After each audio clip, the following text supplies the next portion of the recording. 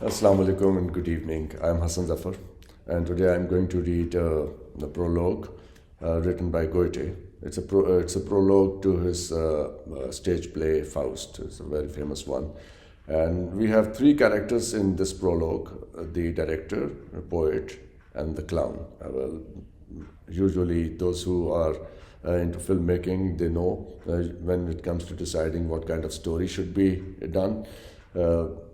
Usually there is an argument among these three characters, the producer, the director, the writer, and the performer, the artist or the actor, if you like to say. So that's what I'm going to read for you. Let's see how it goes. So the prelude on the stage, the director, the poet, the clown. These are the three characters we have. Director.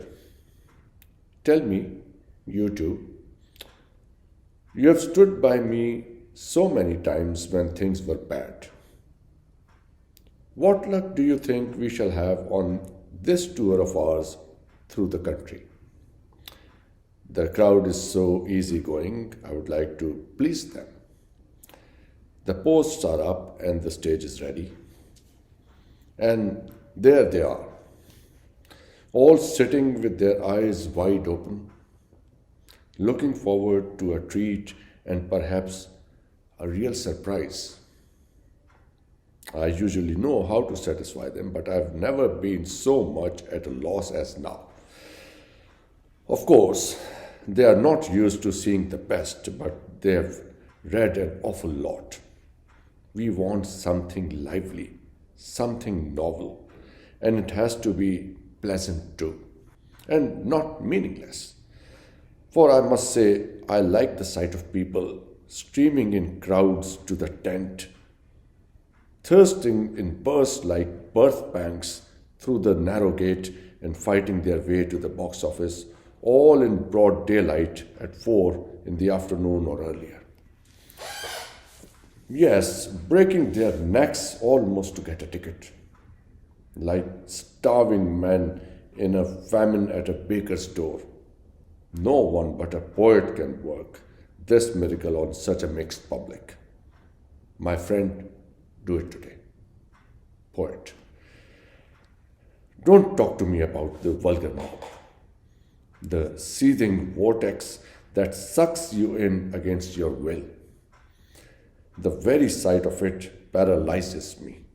Lead me rather to the quiet nook that is my heaven, the only place where a poet can be happy and can cultivate his precious gift among those who love and cherish him.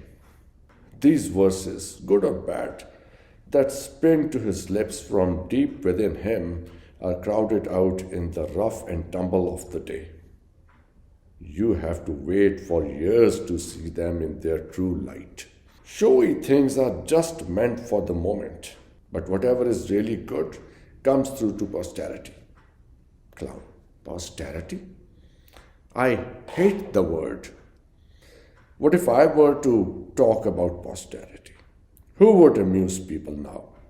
They want their fun, and they are going to get it. Having a lad like me on hand is worth something, isn't it? If you know how to read your audience, you will never quarrel with it. And the bigger it is, the easier they are to work on. So be a good boy and do your best. Give us something with all sorts of imagination in it. Give us wisdom, good sense, feeling, passion, if you like. But don't forget there has to be some clowning too. Director. Plenty of action. That's the first thing that's needed. People want to use their eyes. They want to see. If you keep the scene moving all the time, if you keep them staring and gaping, it's more than half the battle. They'll love you. Give them lots of stuff, and you'll appeal to lots of people. Everyone will be free to make his choice. If you offer plenty, there will be this or that for so many of them, and they'll all go home contented. Whatever piece you do it in pieces. With a mixed grill you can't miss. It's easy to think up, easy to stage. If you present them with an artistic whole, what's the use? Poet. You don't know what a cheap trade that is. Unworthy of a true artist. Botch work, the lowest of the low. That's what you have come down to? Direct. Talk like that doesn't bother me. If a man wants to be effective, he must use the right tools. Just remember what sort of people you are addressing. It's not hardwood you have to split, it's soft. One of them comes because he's bored, and another comes from gorging at the dinner table, and what is worse, quite a lot of them have just been reading the newspaper. They come with their minds on something else. The way you go to a carnival, it's curiosity at most that brings them along. The ladies come in their finery, and this helps too without costing us anything. What are you poets dreaming of in your ivory towers? Don't give yourself illusions about a full house. Take a closer look at our patrons. Coarse, cold-hearted people, one hoping for a game of cards after the play, and another for a wild night in bed with a girl.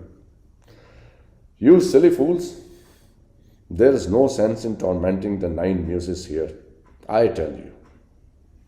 Give us plenty, pile it on, and you can't go wrong.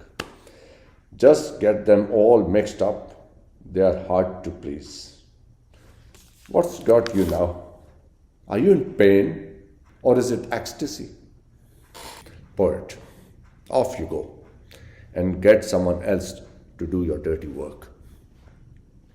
Do you expect a poet wantonly to trifle away his greatest gift, nature's gift to his humanity, merely to oblige you?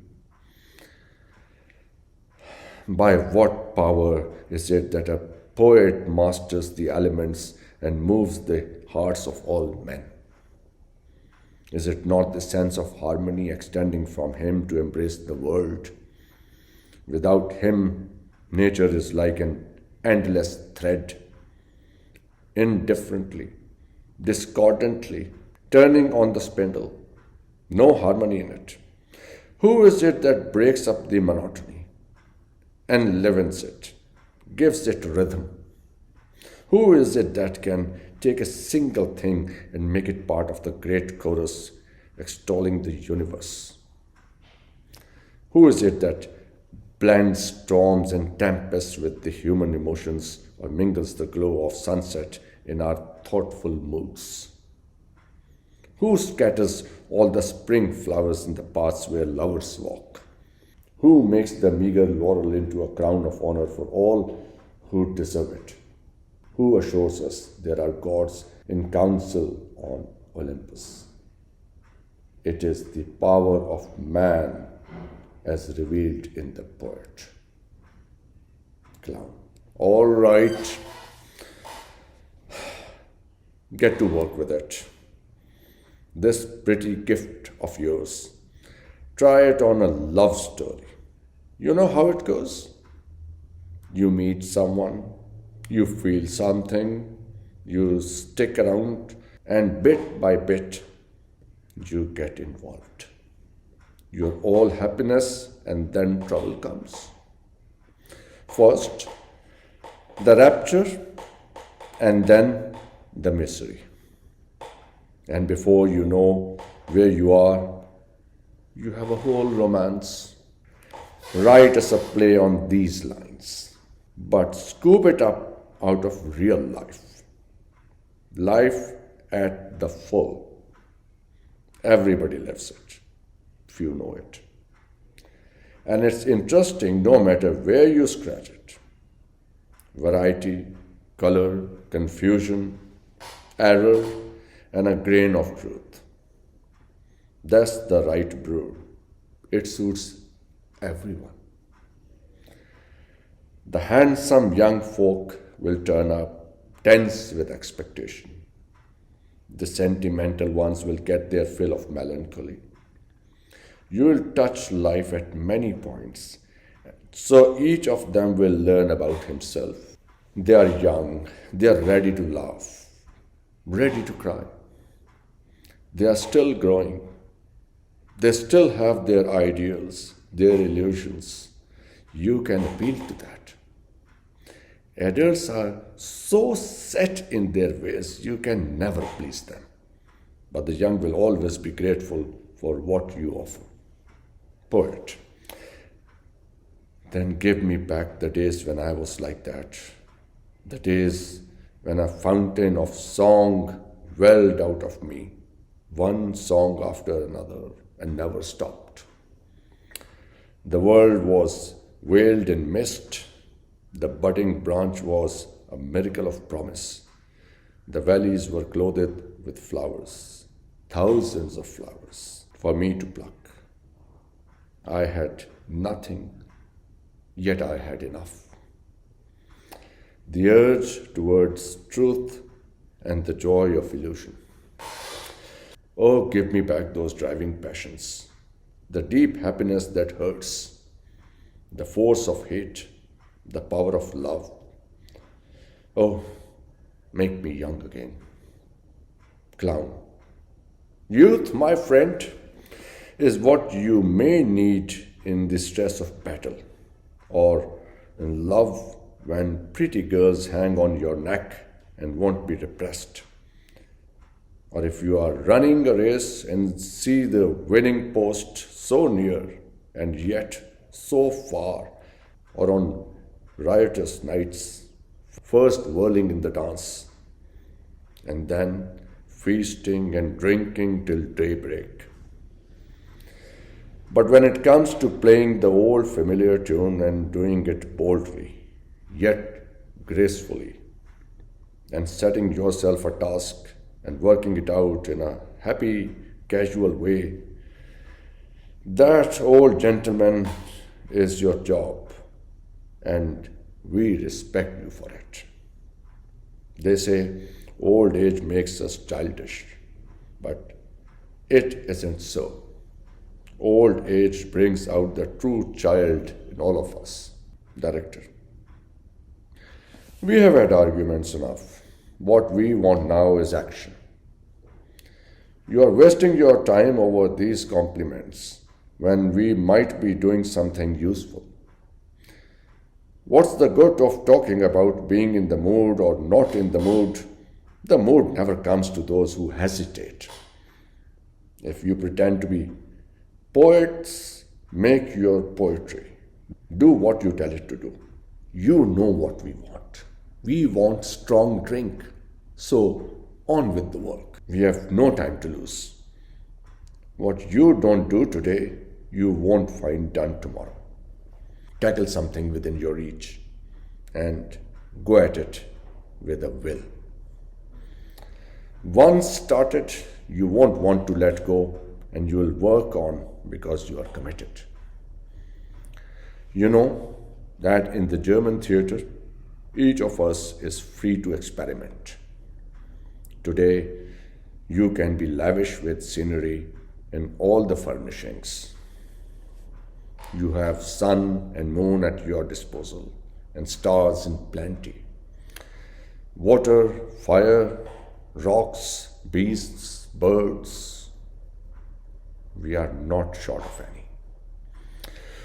So on this little stage of ours, you can run through the whole of creation and with fair speed make your way from heaven through the world to hell. All right, so that was it. Thank you very much.